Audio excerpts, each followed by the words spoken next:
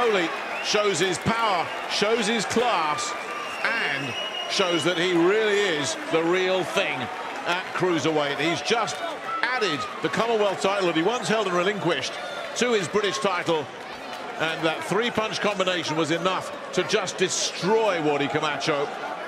No, it did. A good stoppage by the referee. Some might have liked to see another punch or two thrown, but he threw a straight backhand, put him square on the ropes, and who's only got to walk into more trouble, Nick.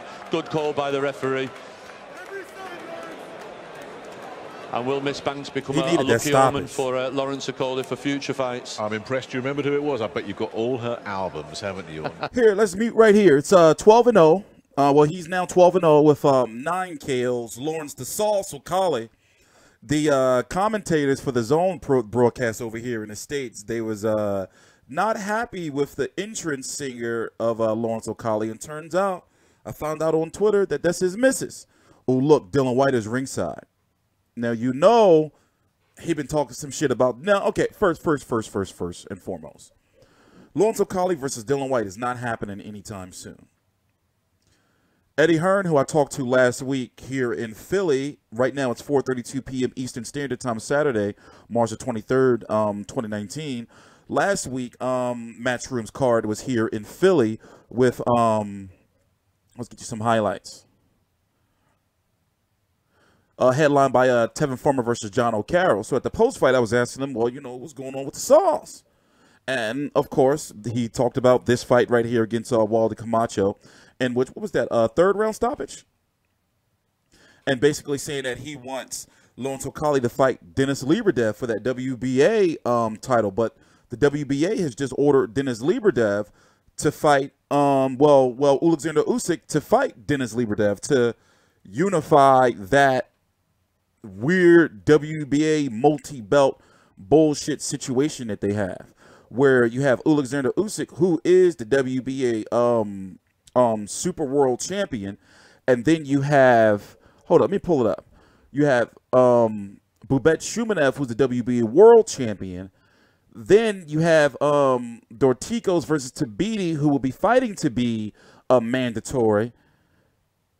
And you got some other bullshit going on where you have Dennis Lebedev, who's the champion in recess, because his fight where he fought Murat Gassiev for the IBF title, well, basically only the IBF title was on. Some crazy political bullshit. But the point I'm trying to make is it's getting time for, you know, after that Matty Askin debacle, he had a third-round stoppage. Hold on, let me turn it up. 2 minutes even of round number 4. Your winner by RSC. He's still undefeated. And now the unified British and Commonwealth Cruiserweight champion, the Sauce, Lawrence Okolie. You never mind an athlete talking the talk, so long as they can back it up. Lawrence Okolie has backed up his words tonight. He said it would be a knockout win, and he has made good on that promise. And all the other background noise interview hasn't distracted him. That Matty Askin fight was ill. Just waiting to come out. There's no question about it. It's emerging rapidly. He does say, in the future, I will end up at heavyweight. But at the moment, his future is very much in the cruiserweight division. And with power like that, and the awkwardness that he's got, there's every chance that he's going to add to that collection of belts.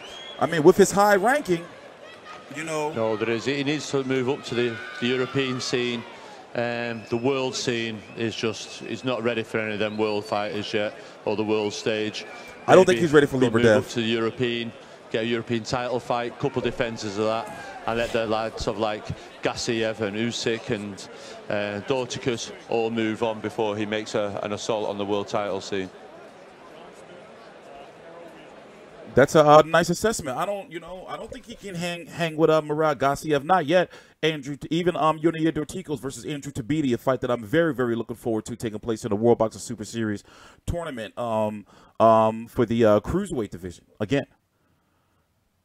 I mean, maybe they can see what's up with Mike Perez. Martruz Masternak is pretty good, you know, even though Okolie's ranked higher, you know, than him.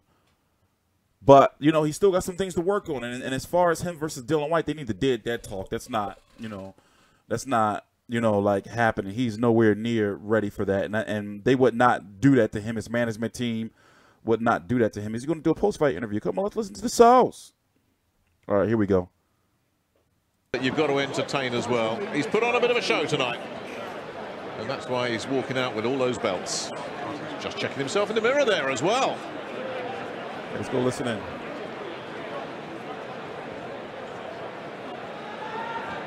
Just leave the rapper in the studio next time, please. That's his girl, man. Congratulations. Jesus. That rapper's his girl. You said to us yesterday, if I knock him out inside 3, I'll be happy. If I do it inside 6, I'll be content. Yeah. So how content are you with that performance tonight? Just about content. Obviously, there was a little bit of nerves where there was a lot of talk in the build-up. So it was another thing I had to get used to. Not pressure necessarily from winning or from Wadi, but, you know, when you've got people, you know, outside talking and stuff like that. I mean, someone here who I've beaten, bringing a pillow, you know, it adds a little bit of nerves. You mean Isaac Chamberlain? Chamberlain, he was ringside. Already that doesn't deserve me even mentioning him. Isaac Chamberlain, I think you do mean, but... Still, either way, people like that, it adds a little bit of nerves. So it was good to shake another off nasty after fight. 2 or 3 rounds. We went to the corner, they gave me a body kick, and I got rid of him in the 4th. Apologies for the language. It is early days with you and Barry Robinson in your corner. Did we see any evidence of what you've been working on? Yeah, definitely. A lot more composure. For example, today I got hit with a good counter left because I was overreaching. In the 3rd round? I was in the 3rd round, and I felt the shot. I said, okay, well, I've been hit. But obviously, I've got good composure, so I can get through them kind of situations, and I knew I'd get them later, so I did. You've had your plaudits in your pro career. You've had your critics as well. Where do you see yourself so far on this pro journey? I'm doing well. 12-0, won 9 by stoppage, Commonwealth champion twice, British champion, WBA Continental. So I'm doing, for 12 fights, I think I'm doing very well. You mentioned Dillian Whyte in the build-up to this fight. Promoters mentioned Denis Lebedev. In reality, how far away do you think you are from those fights? Or will you look to move on to domestic, to European? Or which way do you see it? We'll get the word from Eddie Hearn afterwards, but which way do you see your progress? For me, like, I've done, you know, I've beaten Isaac, I've beaten Luke Watkins, I've beaten Matty Askin, I've beaten Wadi Camacho. So for me, like, staying at British level was pointless. I need to keep pushing and find my level, you know. So if there's a world title, I believe in myself, so no matter what happens in the ring, I'm always going to have self-confidence. Promoter Eddie Hearn, Lawrence is talking about moving on. Are you happy to moving on? And, you know, you're the one that has mentioned the likes of Denis Lebedev. How far away are we from that? Oh, that fight's available, but it's up to his team. I do believe he can beat Denis Lebedev now, but it is too early. So it's a gamble that him and his team have to look at. But, you know, it wasn't always pretty again from Lawrence tonight, but it's going to be very difficult to beat. And he punches very, very hard, and he's had 12 fights. So, you know, there's going to be criticism always, but we have to remember what stage he's at in his career. I believe he can beat Denis Lebedev now, but it's just about the risk versus reward and whether the team want to go for that gamble now, because he's going to improve a lot over the next 4, 5, 6 fights when he should be challenging for a world title. But sometimes when the opportunity's there against a beatable world champion, it's going to be very tempting for him and the team. Wanted to jump in there. What did you want to say? First and foremost, like I said, I don't care who I fight. Like, that's never been who I am and what I'm about. So I'll definitely fight Lebedev or whoever's put in front of me. And another thing in terms of, you know, scrappy fights, a lot of times if you watch, as soon as I hit people, they find the need to get on the inside. So I'm wrestling, but they don't really want to box me at range. So that's more work I need to do on the inside. Today I was doing a little bit of maneuvers and stuff, but I got more work to do. I think how I ended it is we came close. You know, I got my forearm on him, landed a couple body shots, opened him up for a hook, and then I just went to work on him. Well done. Thank you. Denis Lebedev. Yeah, let's talk for a little bit. Do you think he's ready for Denis Lebedev? I think Denis Lebedev has got his eyes on Usyk. I was looking at some shit on understand Twitter. what they're saying, Lebedev. It could be a winnable fight, but the trouble is, Nick, once you go... Denis Lebedev, a fucking tough son of a bitch, man. Hey, listen, let me go show you, if you don't know who Denis Lebedev is. You know, listen, he ain't no joke, you know, and he's got a solidified chin. I mean, look at his face. You know, he's been in some really, really, really, really big fights. He once had his fucking eye. I remember he beat up Roy Jones. That was crazy.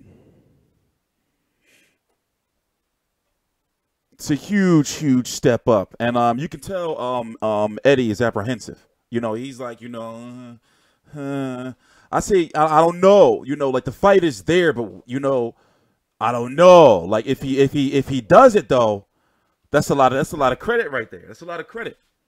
We're gonna have to see though. We're gonna have to see. If not, you know, I would say, hey, listen, go see what's up with him versus Master Nat. You know, I mean, yes, he got 2 straight, you know, stoppages, but remember the other 2 fights, big fights, you know, against Matty Askin, it was ill. That was supposed to be the fight that was supposed to really, really send him to the next level. And then the Chamberlain fight, you know, was ill. And that was hugely, hugely built up. Like, it's like a fight where both of those guys didn't have to fight each other at that point in time in their careers. But whatever. I'm TstreeT Controversy. This is TstreeT Controversy Live. Please subscribe.